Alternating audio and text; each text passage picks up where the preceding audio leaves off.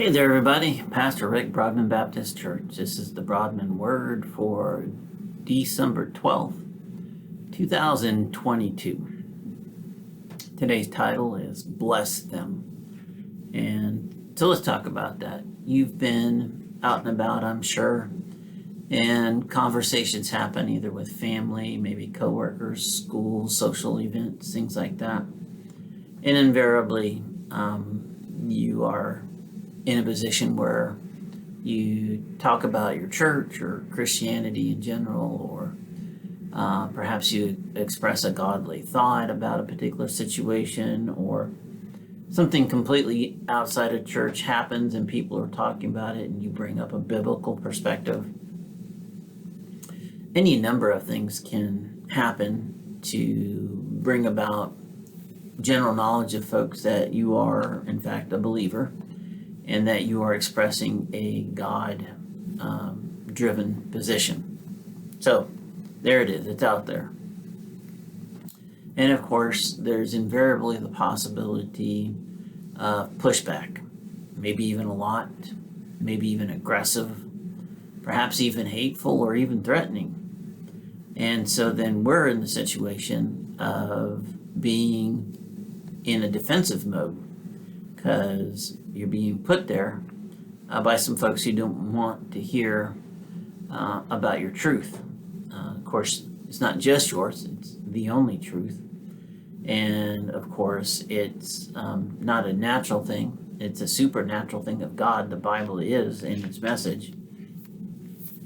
And so those are folks who are rooted in the natural world and its provisions and its rules and its culture are going to probably not know what to do with the message you present or the position you take, except that they don't like it and they're going to then rail against it. And unfortunately, in today's world, that also means then they're going to rail against you potentially.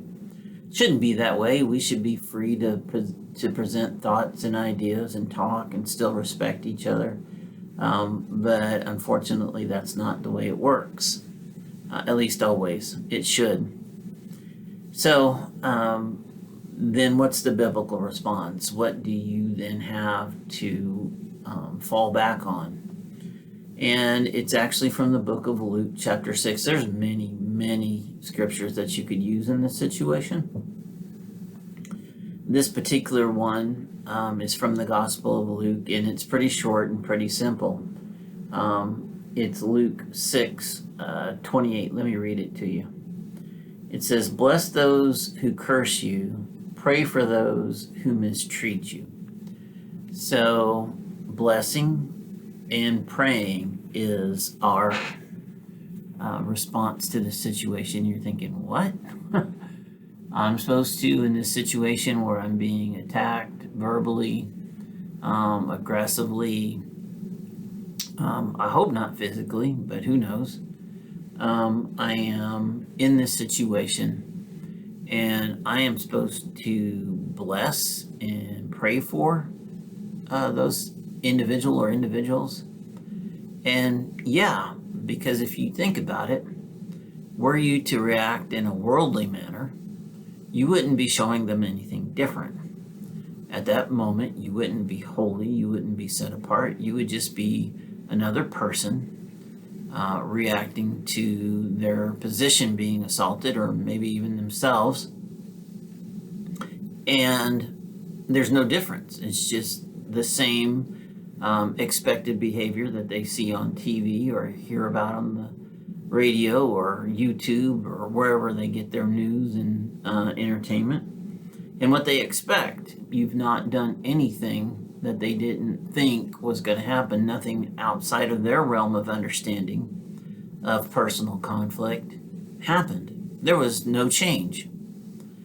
And so our greatest time of effective walk and witness is when there is something so radically different about us than the world.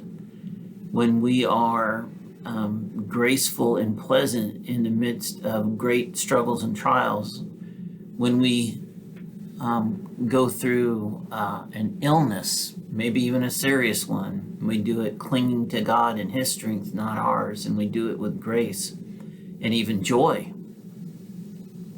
When we're in a difficult financial situation or any other sort of administrative situation in the world, we cling to God and we use His strength. We pray. We gather wisdom and maturity from our brothers and sisters in our fellowship in church, and we apply these tools and get through it that way instead of any personal resource or instead of any worldly way that people might normally go. So there's a different scene. And then in interpersonal conflict, like is being discussed here in Luke, we do something different. We call for peace, blessing upon the folks that are assailing us. And we pray.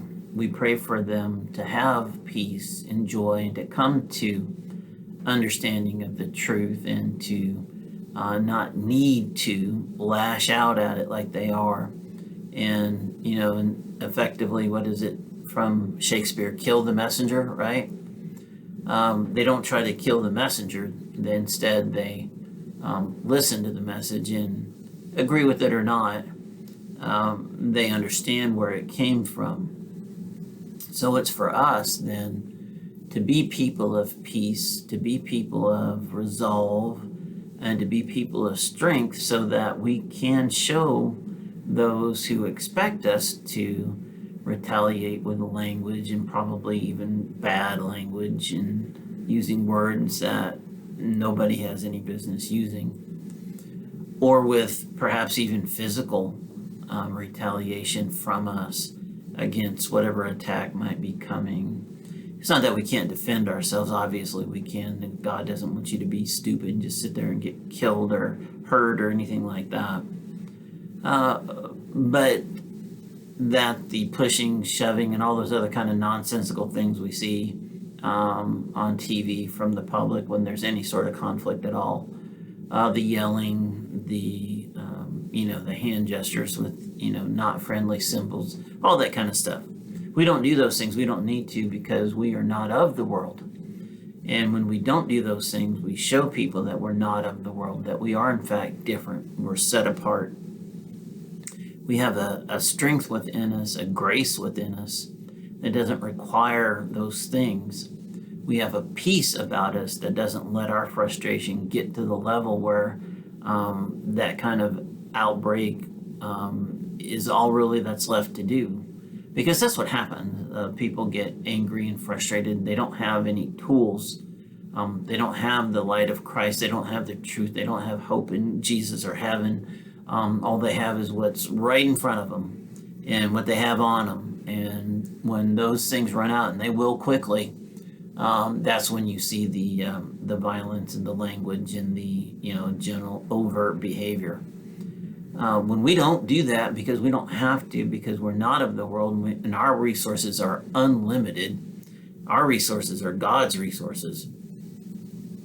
When we keep our head, when we have our peace about us because of the situation, and we are in fact able to bless and pray for those who are in the dark, who don't understand, who don't have the hope that we have, then we can start to make a difference, because somebody's going to say, hey, remember that Christian that we had those words about, and they responded differently. They were kind, they were at peace, didn't seem bothered by anything, didn't feel the need to retaliate, didn't come at us. That's going to make a difference. Maybe not right then, because of the social grouping, politics, or any number of things. Who knows? Maybe not right then, but somebody's going to notice. Somebody's going to remember, and they're going to want to know how that happened. And if they see enough Christians in their life, and they see enough people blessing and praying regardless, and using God to get through things instead of the worldly ways, they're going to want to investigate that. and then the door opens to God to put His hand on the situation, and perhaps we win one from the world that way. So listen, brothers and sisters, I love you. I hope you're having a marvelous day in the world. Go out there and make a difference. Have your light shine. Make your walk different. Let somebody see Christ and the peace of Christ in you. Take care. I'll see you next time.